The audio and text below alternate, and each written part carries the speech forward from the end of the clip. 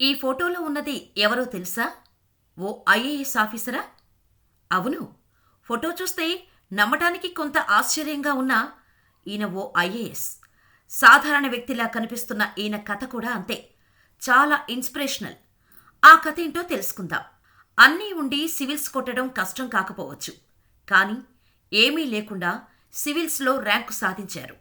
ఈయనే Shivaguru Prabhakaran IAS. Engineer కావాలని కలగన్నాడు. అయితే చెన్నైలో జరిగిన కౌన్సిలింగుకు వెళ్లడానికి కూడా డబ్బుల్లేవు. తండ్రేమో తాగుబోతు. తంజావూరు జిల్లా మెల్లొట్టంకాడు గ్రామం. ఇలా చెప్పుకుంటూ పోతే ఇతని కష్టాలు ఎన్నో. కాని ఇదో స్ఫూర్తిదాయకమైన కథ. కాదు కాదు, కథలాంటి జీవితం. శివగురు ప్రభాకరన్ తల్లిదండ్రులు వ్యవసాయ కూలీలు. తండ్రి తాగుబోతుగా మారి కుటుంబాన్ని పట్టించుకోకపోవటంతో భారమంతా తల్లిపైనా సోదరిపైనా పడింది. దాంతో కుటుంబానికి చేదోడు వాదోడుగా ఉండటానికి శివగురు చిన్న చిన్న పనులు చాలా చేశాడు. 2 ఏళ్లపాటు కట్టెకోత యంత్రం ఆపరేటర్గా పనిచేశాడు. పొలం పనులు చేశాడు. వచ్చిన దాంట్లో కొంత కుటుంబానికి ఇస్తూ ఇంకొంత తన చదువు కోసం దాచిపెడుతూ వచ్చాడు. ఆర్థిక పరిస్థితి వల్ల 12వ తరగతి తర్వాత విద్యను కొనసాగిస్తాననే నమ్మకం కూడా లేదు అతనికి. 2008లో తమ్ముడు ఇంజనీరింగ్ చదువుకు, సోదరి పెళ్లికి సాయం చేశాడు. ఆ తర్వాత వెల్లూరులోని తాంతియా పెరియార్ సాంకేతిక ప్రభుత్వ సంస్థలో సివిల్ ఇంజనీరింగ్ కోర్సులో చేరాడు. ఇంగ్లీషు సరిగా రాదు. విద్య అంతా తమిళ భాషలో నడిచింది. పైగా మధ్యలో గ్యాప్. ఐఐటి కొట్టాలనే లక్ష్యంతో చెన్నై చేరుకున్నాడు. పేద పిల్లలకు శిక్షణ ఇచ్చే సెయింట్ థామస్ మౌంటులోని ట్యూటర్ వద్దకు వెళ్లాడు.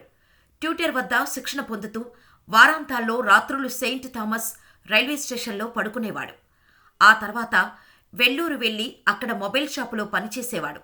తర్వాత ఐఐటి ప్రవేశ పరీక్ష రాసి ఐఐటి మద్రాసులో ఎంటెక్ చేశాడు. మధ్యలో యూపీఎస్సీ పరీక్ష రాస్తూ వచ్చాడు. 4వ ప్రయత్నంలో శివగురు ప్రభాకరన్ సివిల్స్లో ర్యాంకు కొట్టాడు.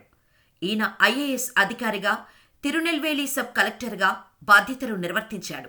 సినీ కవులు ఎప్పుడో చెప్పినట్టుగా కృషి ఉంటే మనుషులు ఋషులవుతారు, మహాపురుషులవుతారు అన్నట్టుగానే ఈ జంట కూడా పరిగణలోకి వస్తుంది.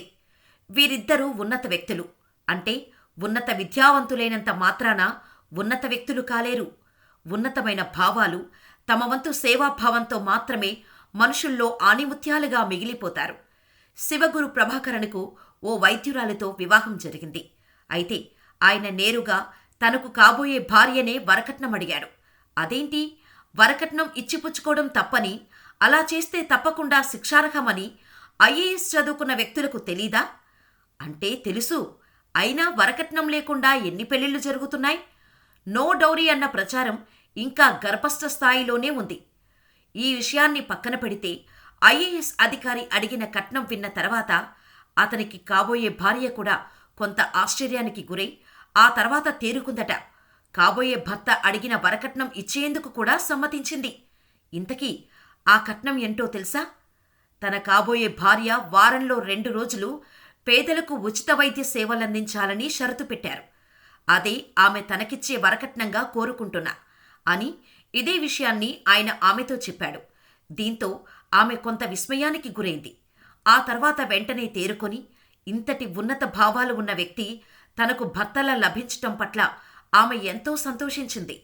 చెన్నైకు చెందిన ఓ గణిత అధ్యాపకుడి కుమార్తె డాక్టర్ కృష్ణభారతితో తనకు వివాహం నిశ్చయమైన తర్వాత కట్న కానుకల ప్రస్తావన సమయంలో నేరుగా కాబోయే భార్యని ఈ కలెక్టర్ ఈ మేరకు తన వరకట్నం ఇవ్వాల్సిందిగా కోరటం, అందుకు ఆమె సమ్మతించటం, దీంతో వీరి పెళ్లి కూడా ఘనంగా జరిగింది. వారంలో 2 రోజులు ప్రభాకరన్ స్వగ్రామమైన వట్టంకాడు, పరిసర గ్రామాల్లోని ప్రజలకు ఉచితంగా వైద్య సేవలు అందించాలన్న షరతు అమలు జరుగుతోంది. ప్రభాకరన్ తొలుత రైల్వేలో ఉద్యోగం చేశారు. అనంతరం పట్టుదలతో ఐఏఎస్ చేశారు. ఆయన మాజీ రాష్ట్రపతి అబ్దుల్ కలాం పేరిట డాక్టర్ ఏపీజే గ్రామ అభివృద్ధి బృందం ఏర్పాటు చేసి పలు రకాల సేవలు అందిస్తున్నారు. ఉచిత వైద్య శిబిరాల నిర్వహణ, శ్రమదానం కింద చెరువుల పూడికతీత వంటి కార్యక్రమాలు చేపడుతున్నారు. మరి శివగురు ప్రభాకరన్పై మీ అభిప్రాయాన్ని మాకు కామెంట్ ద్వారా తెలియచేయండి. మరిన్ని ఇలాంటి స్టోరీస్ కోసం మన ఛానల్ని సబ్స్క్రైబ్ చేసుకొని పక్కనే ఉన్న బెల్ ఐకాన్ కొట్టేయండి.